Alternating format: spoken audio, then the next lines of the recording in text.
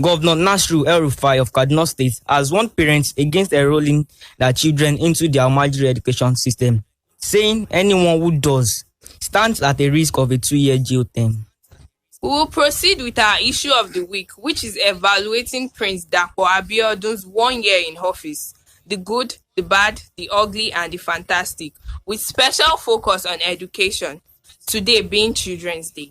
Panorama is not complete without our issue of the day, and that is measuring the effectiveness of e-learning as a medium in the Nigeria primary and secondary school education sector.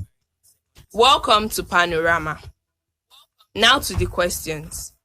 How did Nigeria get it wrong with the Almajiri system of education if we consider how far it has affected us? Once again, good morning. I'm happy to be part of this August edition. What a nostalgia. So I'm quite sure we never had this kind of opportunity while we were growing up. And I'm happy for you children.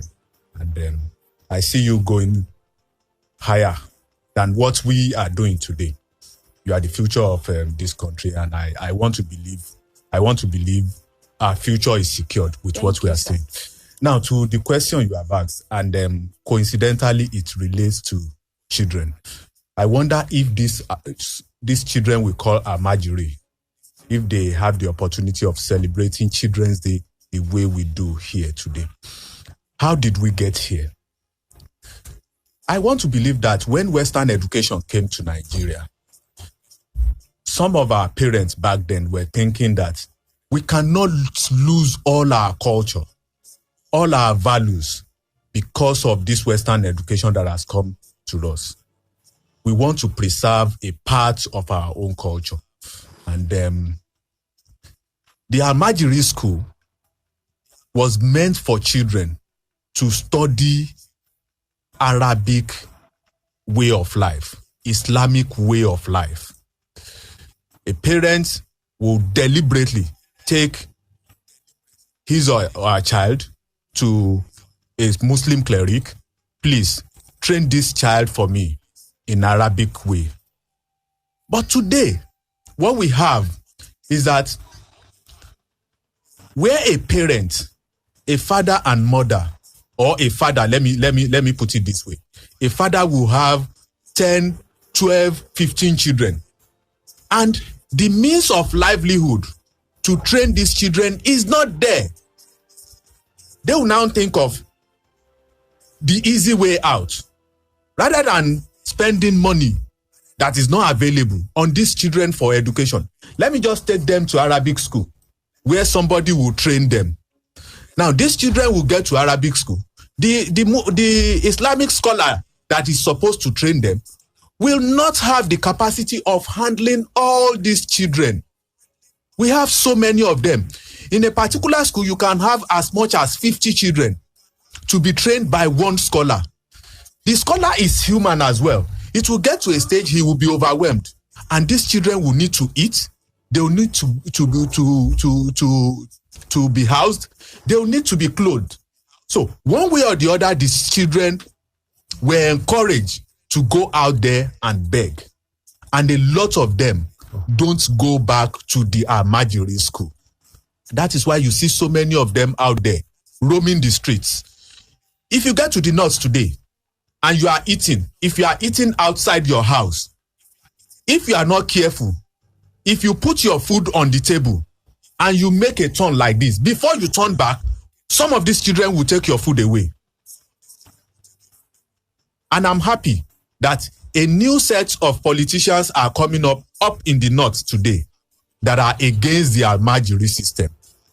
This country has to be reshaped, and we have to start from somewhere.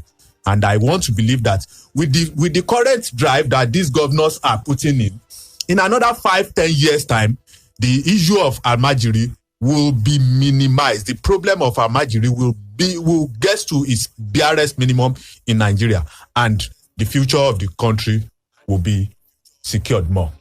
Thank you, sir. The second question says, is it a good step to absolutely discard the Almajiri education system in Nigeria? I want to congratulate you for today. I wish you well. You cannot discard it. You see the Almajiri system. Almajiri means disciple. I worked in the north for precisely Jigawasi for 4 years. Almajiri means disciple. So it's supposed to make you a disciple of the Islam faith. Disciple of just like in the Quran, disciple of Muhammad and all those things. But their teachers have exploited them. I think in a bid of training them, they were getting more and more. And there's no formal education. There's no formal building. You don't even call it Almajiri education.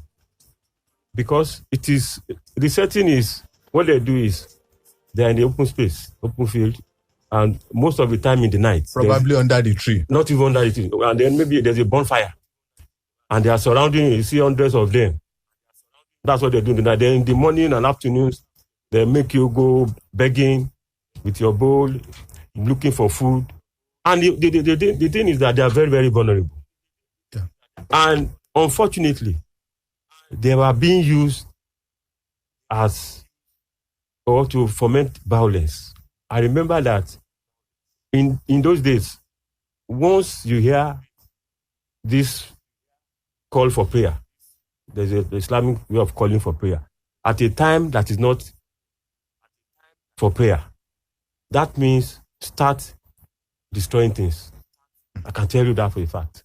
It means once it's not time for prayer, just go start destroying. Churches, when I was there, churches were burnt down. The second time it was completely burned. Everything, every building in the state capital, in Duse, were burned down. And they kept using them. They were the tools, and later too for politicians. And you know the unfortunate thing, when the governor there tried to introduce this internet, he was the lover of internet. That was what he was known for. You know why the thing failed? The elites are saying that they want to expose their children, particularly those Almajiri, to the Western world. You know why you cannot discard it? It is a form of education, but not formal education, Islamic education. And why you can't even discard it is that now what El-Rufai is saying, he said he's not going to discard the Almajiri system. He's just going to make sure they continue with it, but they add formal education to it, which is a good idea. We are going on a break now. Hello, Damilola. How are you? I'm not fine, Jare. Why? COVID-19 has cancelled this year's Children's Day. I'm not happy about it. Don't worry. I have good news for you from the office of the First Lady of Ogun State. Good news? But there is ban on public gatherings. Thanks to technology and motherly love of Her Excellency, Mrs. Bamidele Abiodun, as she hosts children from the 20 local government areas in the comfort of their homes. Hey, just be more. On Zoom app, come Wednesday, May 27, 2020, by 1 p.m. Wow, what are the activities online? Discussion, games, music, talent show, and prizes. The moderator is Dare Adetu. DJ. The virtual Children's Day is created by Integrity Campaign Club, powered by Office of the First Lady of Ogun State, in collaboration with the Ministry of Women Affairs and Social Development and the Ministry of Education, Science and Technology, supported by Mobile Classroom app. For enquiries, call 070-533-56758.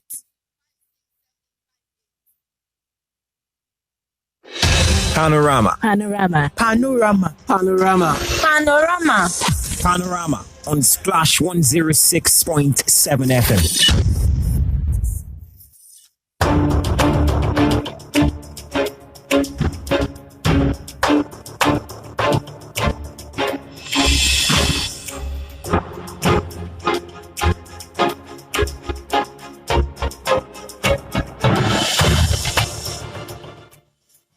Welcome back. This is Panorama. To the next question, what will happen to the ones who are presently on the streets begging? You know that in most states, they are taking them back to their states. particularly since the coronavirus pandemic started. And at least gradually they are taking, I don't think they're on the street for now. I don't think they're on the street. So I believe, like Elufa is saying, because the other states that they have been sent to, because each state is sending them back to their state of origin. So what Elufa is now saying that, so there's a state that even said he's not going to send them anywhere. That in particular, I think Elufa is saying that too. That is just going to, like I said, match this Almajiri system with the formal education. So I think gradually we are getting, to the root of the what will I call itself, the menace, and I think eventually we are going to see an end to it, which I commend. It is not something that the northern state governors will have done ordinarily. I think they were really, because I'm sorry to say that the northern state governors, you can see what some of them are doing concerning this COVID-19. It's just fear of the people, fear of their people, because sometimes they can be really violent and unruly. If you post a policeman or somebody like a custom officer or NDLA to the north, I tell you, most of them don't want to go. If you stop somebody on the road, they can slap you. So I think the state governors were really not scared, but now they are now courageous enough to now take a position, which I commend them for. All right, sir. Thank you very much, sir. So how can northern leaders eradicate this problem and integrate these children into the normal society? Well, I think the governor of Kaduna State has taken a very good step in the right direction. And if other governors in the north can follow suit, what is important for these children is for them to acquire education. Even the Islamic education we are talking about, the purpose of the Almajiri ad initio is to educate these children, make them followers of the prophet. Now, if you are a follower of the prophet, you acquire knowledge. At least you know contemporary issues. You know things happening around you. You know how to sit down and reason. These are some of the knowledge they will acquire. But now that El Rufai is merging that with the formal education, it's good for them. Because you see children of 15, 16, teenagers that cannot tell you, even if you ask them what is 5 plus 5, they will just be looking at you as if you are speaking Spanish or so, because they never had the opportunity of having these things. Now, somebody said that the children of today that we refuse to train, and we are training our own children. By the time our own children gets to that age to enjoy what we have trained them on, the untrained children will become menace to them. So it's something that the whole society has to work on. Now, El Rufai has said that you must acquire formal education. It's good for everybody. He even said that for them, if you get to GS3 and you feel you don't want to continue with SS class, you still have to go for 3 years of informal education. Maybe you want to learn a trade also.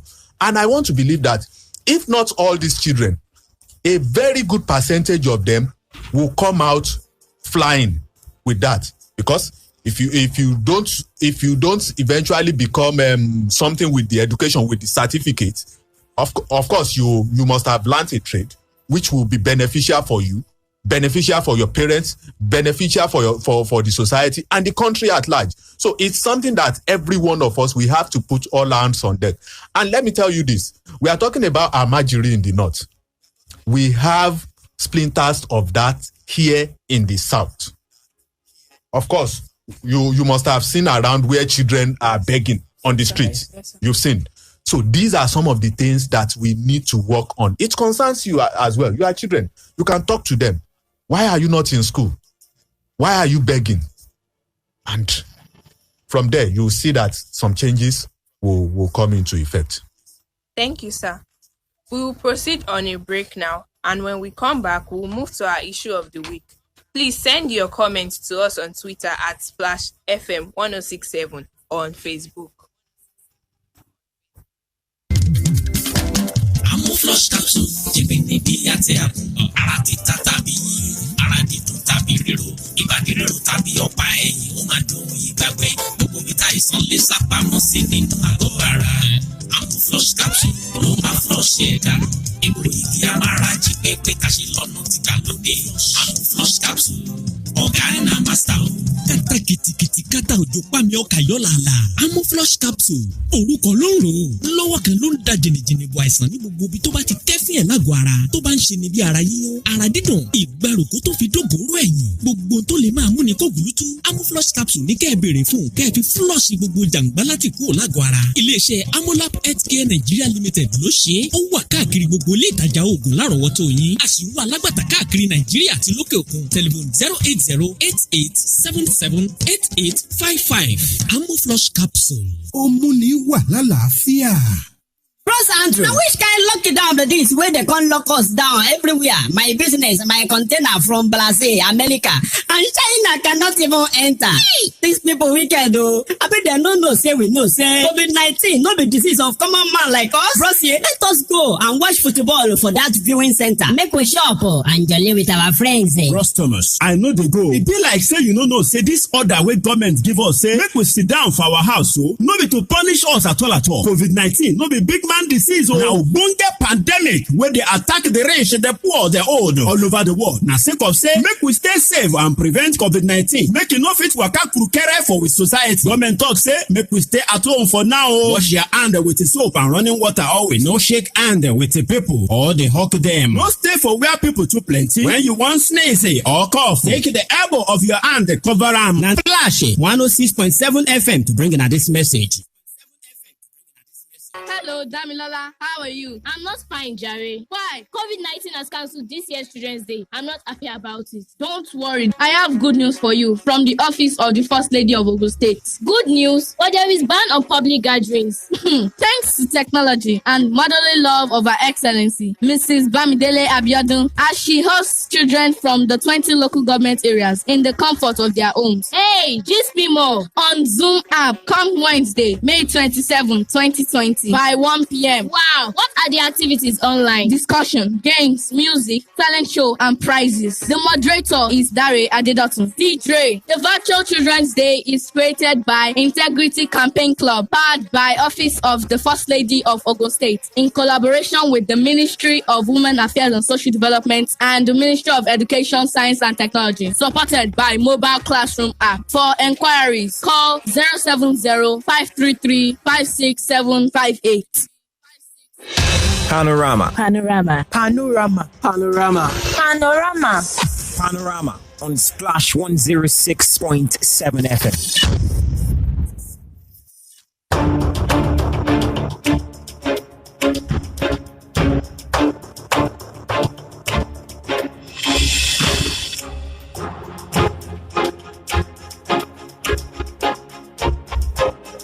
Welcome to our issue of the week segments, where we will evaluate the last 1 year in office of Prince Dapo Abiodun. Today, we will focus on education and examine the good, bad, ugly, and fantastic. So to the question, the governor declared a state of emergency on education immediately he assumed office. 1 year later, how will you rate education under this administration with special focus on primary and secondary education? Ordinarily, somebody will say the governor has not done well in the area of education, but I wouldn't want to see it that way. Maybe we want to see buildings like the previous administration, but I think the governor, like I said yesterday, is laying a foundation, which is necessary. Like you said, he declared a state of emergency. And if you look at it, education, I won't say it's a wrong initiative or wrong decision. It's as 20% of the budget. First is social welfare, then infrastructure. It's having 20%, just like the previous admission is always having 20%, 20-something%, which I think is commendable for now. And you know, like I said, it's laying a foundation. He declared emergency. He he stopped the levy that the PTA was demanding from the children. Not even stop. He said he suspended it. So it's likely to introduce it if he's convinced. And he tried to check the misgivings in the education sector. He reinstated some of those that were, dismissed in the Ministry of Education, Science and Technology. He reinstated the chairman of the NUT, Nigeria Union of Teachers. So I think he's trying to just look into some things. And if you discover too, he's trying to check issues in the tertiary institutions. I think he set up a visitation panel. And they are saying that they will resolve the issue of Mapoli and Taske. The Mapoli issue of relocation and all those things. The governor came and he cited some anomalies. He said elephant projects, poor funding, he faulted appointments. And even he said delayed unpaid salaries. So I think if he has identified them, maybe he's looking into ways of checking them. I think for now, we may not see, but they have said, I'm not saying I'm seeing it, but I don't think they will lie, that they've renovated 236 schools, schools in 236 wards in the state. I don't want to doubt them. I don't want to say it's a lie, but I'm not. The fact that I've not seen it does not mean that they have not done that. But I don't want to say it's too early. Someone might say 1 year in office. I don't think is enough to judge somebody. Maybe the administration has done badly or is doing well. They still have 3 more years, at least for the first term in office. So I just want to wish them well. They continue after laying the foundation, and like I said, you should start implementing policies. You have set up decision panels, maybe the report, if they work on it, it may change the face of our. We say that's the highest number of tertiary educations in Nigeria. So we just have to live to that standard that we have known for. We need to live to standard even our own graduates should be the best in the country and even in Africa. And I wish them well. So far, the foundation that is laying is commendable. But I may not say I don't want to score him. I don't want to say anything in terms of whether he has done bad or has done good. But the foundation is commendable. Thank you, sir. So with all this said, has the governor met your expectations and that of good people of the state? Well, it's a marathon of 4 years, and so far we've scaled a quarter of it, which is 1 year. The expectations has been very, very high. The last administration, I wouldn't want to say that they raised the bar, but the expectation of residents of this state, especially when it has to do with education, has been on the uprising. It's not something that is static. For me, the governor has tried so far in area of education. He has really tried, because immediately he assumed office, even before he assumed office, we were all aware of the troubles that were going on in Mapoli, Moshood Abiola Polytechnic. Are we going to have Maustech? Are we going to have Ogun State Polytechnic and the likes? Now, even if we are going to have the state university eventually, or we are not going to have it, as it is now, there is stability. Academic activities are taken up, if not for this COVID-19 of a thing. Mapoli has been running smoothly. The issue of outstanding salaries and the likes, we are not hearing anything about that. And I think he has, the governor has really, really done well with that. I want to believe that once the impasse on Commissioner for Education is laid to rest, we should have more progression in the area of education. So, straight to your question, am I impressed with what he has done so far? Well, I'll give him a pass mark. In area of education, he has done pretty well. Though our expectation is much more than this. But as I said earlier, it's a marathon. We'll give him the benefit of doubt. We are still watching. By this time next year, we'll come back and assess what he has done so far. But so far, I think he has done well. All right, thank you, sir. So how would you describe the controversies surrounding the appointment of Professor Sidi Osho as Commissioner for Education? Because even as we speak, there is no clear-cut direction on our appointment. Okay.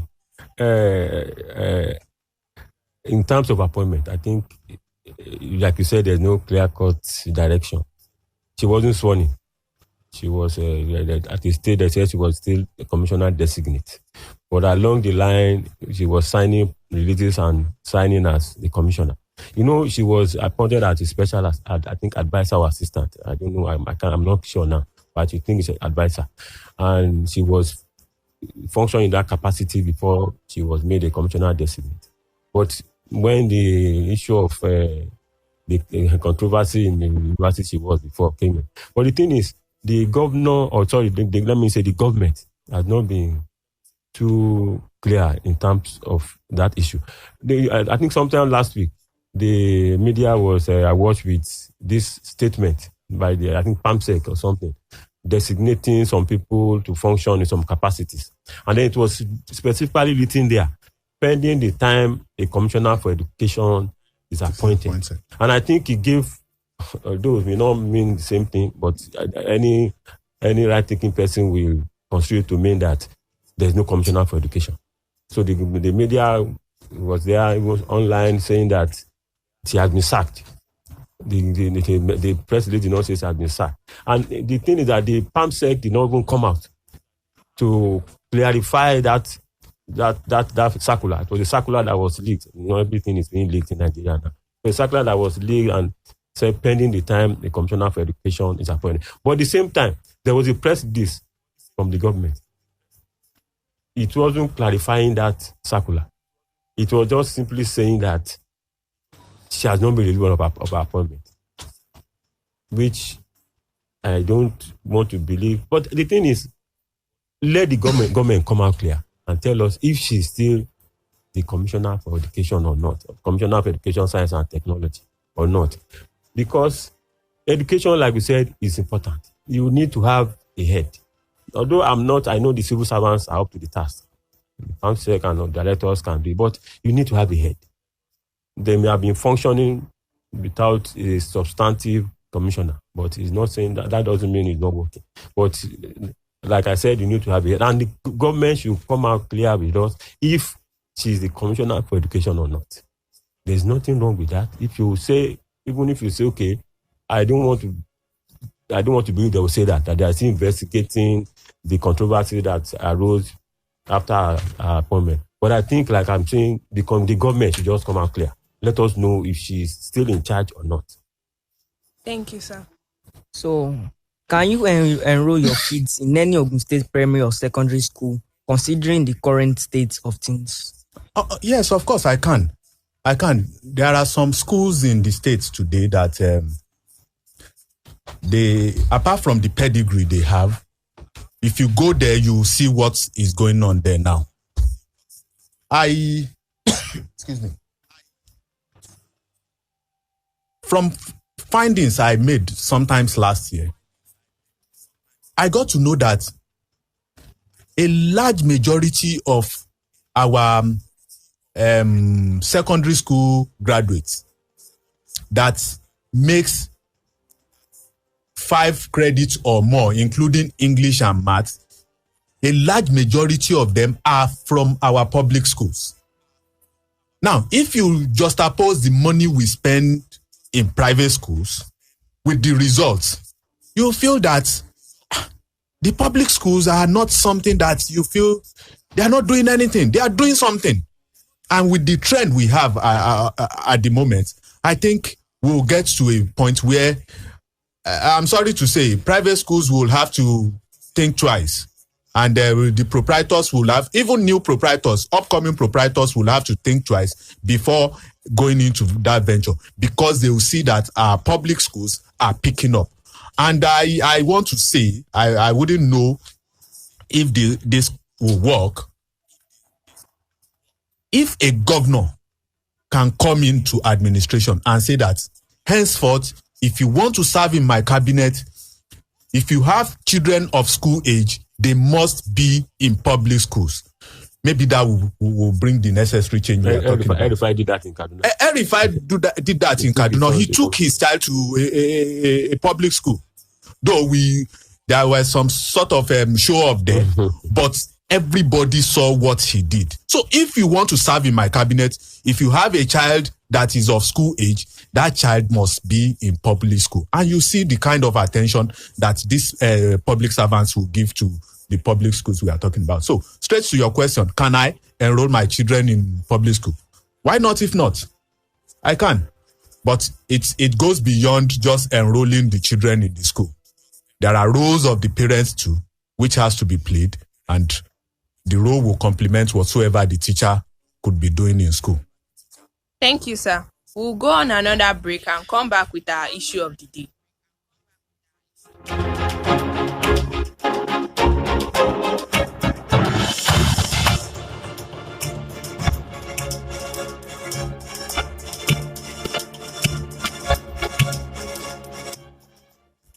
Welcome back. Let's move to our issue of the day, which is measuring the effectiveness of e-learning as a medium in the Nigerian primary and secondary school educational sector.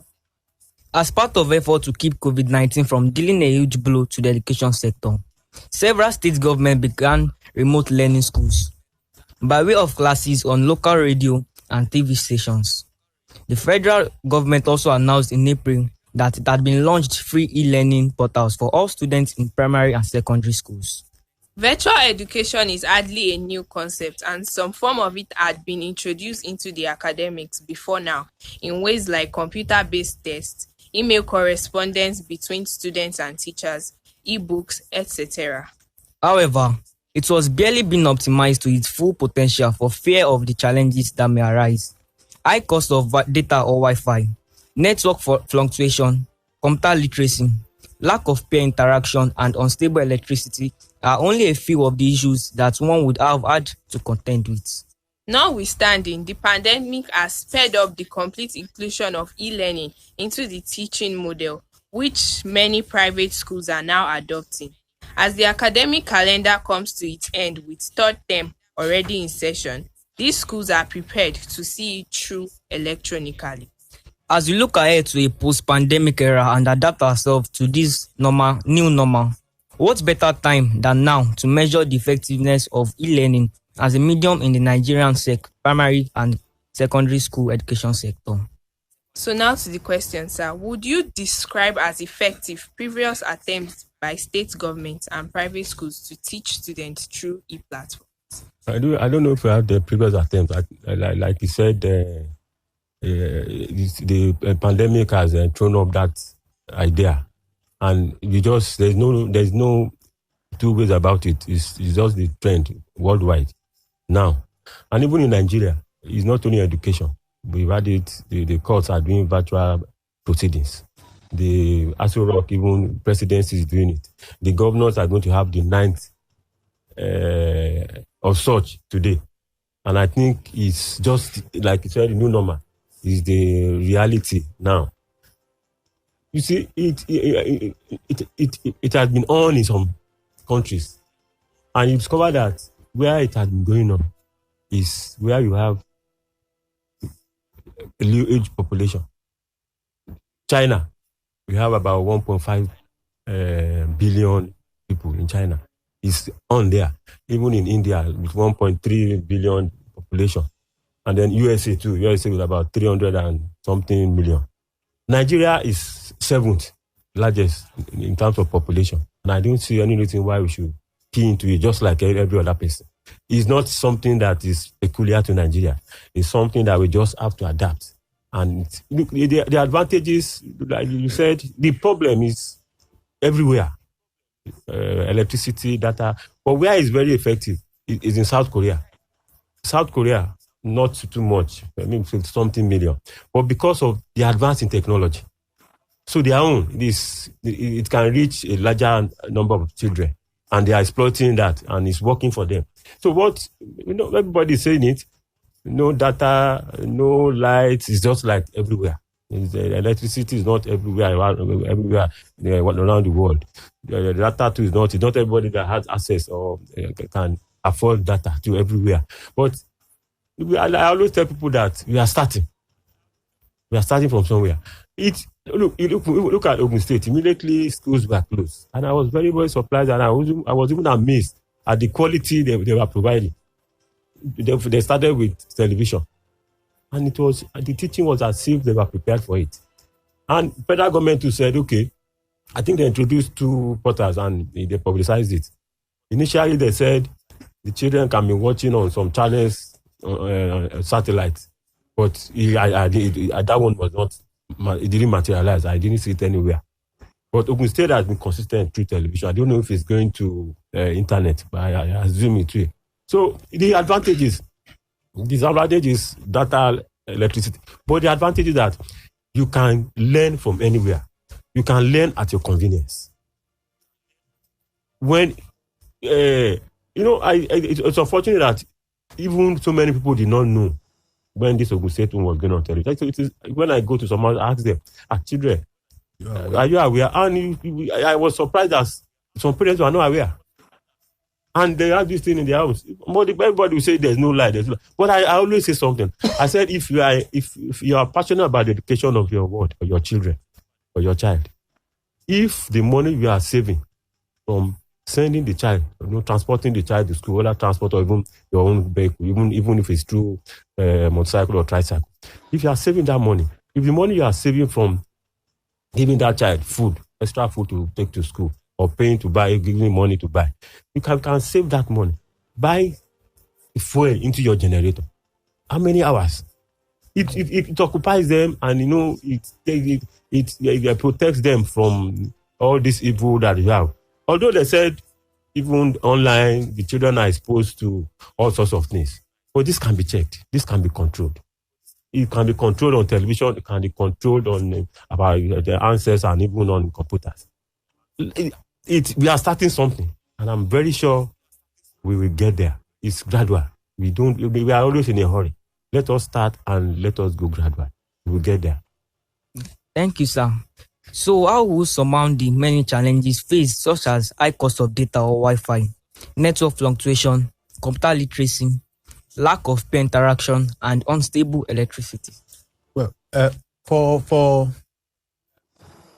unstable data or non-availability of Wi-Fi or data problem, that one I think my senior here has said a lot about that. Where a parent is really passionate about the education of the children, all these wastages, or don't let me put it as wastages, what you have been spending on these children while they were going to school physically, you can save them and use them for this data and the power of a thing. But the other one you asked, that what about the issue of computer literacy? You see, it starts from somewhere.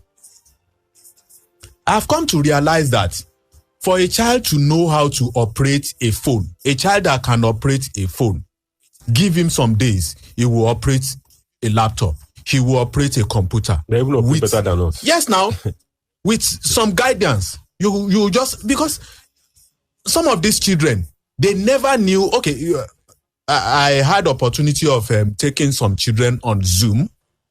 They never knew anything like that was existing. They only thought you can only watch people on television and that is all. And these things, I believe these children will get back home, tell their parents they want to know more about it. This pandemic has opened up so many things for us, and it's now left for us. I do say it, post-COVID-19, the lessons that COVID-19 has taught us, are we going to make use of them? These children, they have been exposed to this e-learning now. How do we continue? Even after this issue of social distancing is no more there, that you are free to interact, you are free to hug, you are free to hold somebody. When that comes back to us, does that mean our e-learning platform will be closed? No. We have to build on it. and see how we improve on all these things. The challenges will always be there. In North Korea today, where they think they have perfect arrangement for all these things, they still have one or two challenges they are facing. It's gradual. When you get to a stage, you meet, there is a particular challenge that will be waiting for you at a step. First, take that step. When you get to that step, you will be confronted with that challenge, and then you know how to solve it. So the teaching problem we are having now with this e-learning of a thing, we can overcome all these problems with dedication. And then I think the government too has its role to play. We'll still come back to the issue of power. Now everybody can see that we need power more than ever. We'll come back to the issue of the network providers. Are you giving us the best of quality we deserve? We'll come back to that and discuss that. These are some of the things that our government will handle. But on our side as citizens, we have to do our part. Education does not mean you have to sit back and expect, even free education, you don't expect the government to bring everything to your table. You have to play your part. And part of our part that we need to play is spend a little of your money, spend a little of your time, spend a little of your energy on these children, and we move forward. Thank you, sir. So who should fund the shortfall for these public schools in procuring the ICT equipment needed? Of course, it's the government. When Governor Dapo Abiodun assumed office, he suspended some levies that are being paid. And in that levy, the breakdown of that levy, I think there is something they call ICT. Unfortunately, to some people, it is fortunate anyway. But I think, unfortunately, this is the time that the government will have to spend more on these facilities. Now, the source of getting some revenue before now has been suspended. Though there has been allegations that even the revenue did not get to where it should get to. But now it has been suspended. So for the government to have suspended that, it means there will be a plan in place to continue providing that service, but parents will not pay for it. But I do tell people that Nigerians, from the little experience I have with people around me, we are ready to pay for all these things. If quality is guaranteed, parents will pay.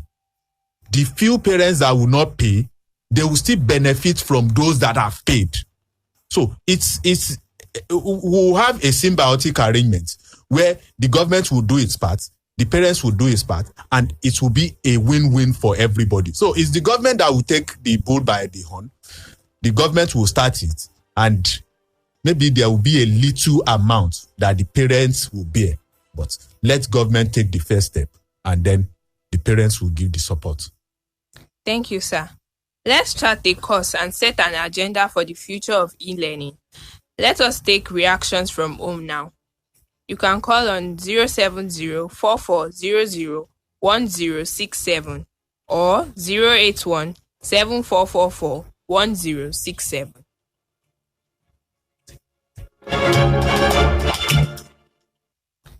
Zero 070-4400-1767 or 081-7444-1067.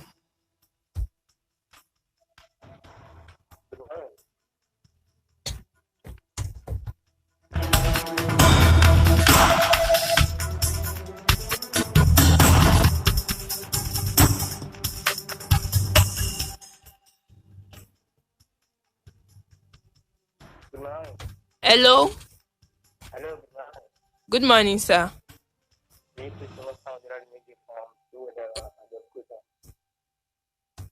Okay, sir.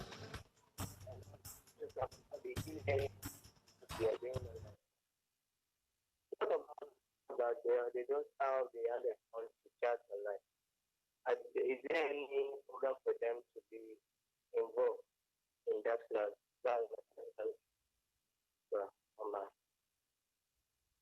Okay.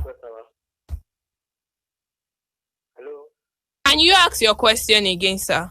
Okay, my question is that what about those that they don't have the handed phone or the phones to involve in that e-learning classes? Is there any program for them? You know, we have individual devices. From somewhere. It's obvious it's not the best for now. The challenges we have, I pray that we surmount it, and I think gradually we will.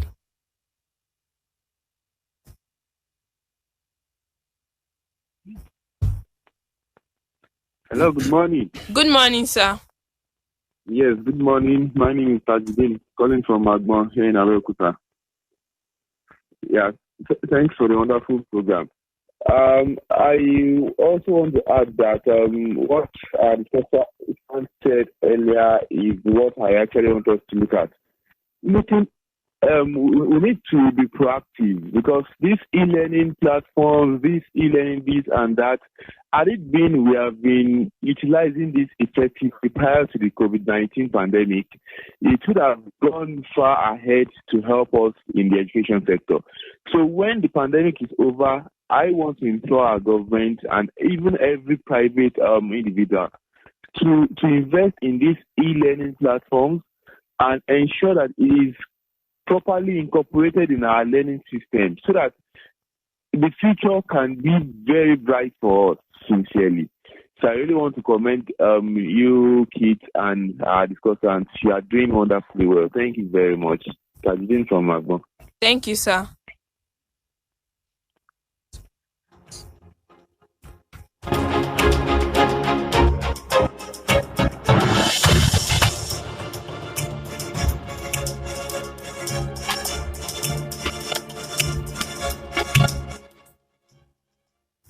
We have the Facebook comments from Dan Olu Onosonya. Splash FM, you are doing wonders. Kudos to you, children. God bless you, children. God bless Splash FM 106.7. Abeokuta. Happy Children's Day. From Oshuntayo Ayomikun, DM Square. From the very beginning, Northerners sparsely value education. I just hope someday civilization will take its impact from the northern region of our fatherland, Nigeria. Thumbs up to Splash FM, the guest on the hot seat, and the young hosts in person of Abdul and Eniola. Happy Children's Day. Much love from Oshuntayo Ayomikun. Olamilekan Oluwaskibo. Happy Children's Day. Honorable Mojib Okunloye Ogunronke, good morning over there. Akinremi Delight, what a great idea by Splash FM. It is so wonderful. God will enrich your brain. Happy Children's Day. Sheung, God's mercy. Astonishing Splash FM 106.7 and astounding children on studio. The best thing for our Marjorie is to educate them. However, do you think slow learners will benefit from television teaching? Next to this Twitter comment, Akindele Sodikola Iwola. The Almajiri issue has been a borrower in the north for a very long time, but I think the emergence of politicians like Malam Nasir El-Rufai would help curb these menace to large extent. Let every Northman give birth to children they can give quality education to. Still Akindele Sodikola Iwola. I am flabbergasted by this innovation of Splash to commemorate this year's Children's Day. It's the first of its kind in Ogun. Kudos to you guys, to the young lads in the house. I wish you more wisdom, knowledge, and understanding.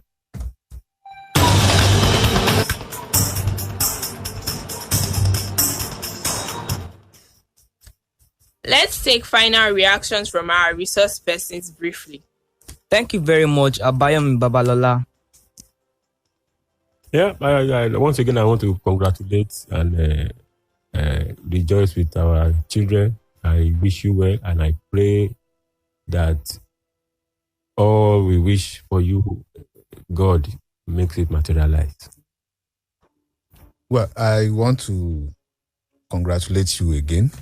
And more importantly, you are learning, you are seeing what we are talking about today. We are not saying this because we just want the government to hear. You children, we want you to see what we are talking about today, and you learn from it, build on it, so that tomorrow we'll conveniently take the back seat and see how you explore Nigeria and take us to a greater height. Once again, good morning. Congratulations. Thank you very much, Abai Mbawala and Yemsi Fadayo. Let's end the program here. See you next year, God's willing. But Panorama returns tomorrow. I am Eniola Adetu. And I am Morakinyo Abdul. Good morning.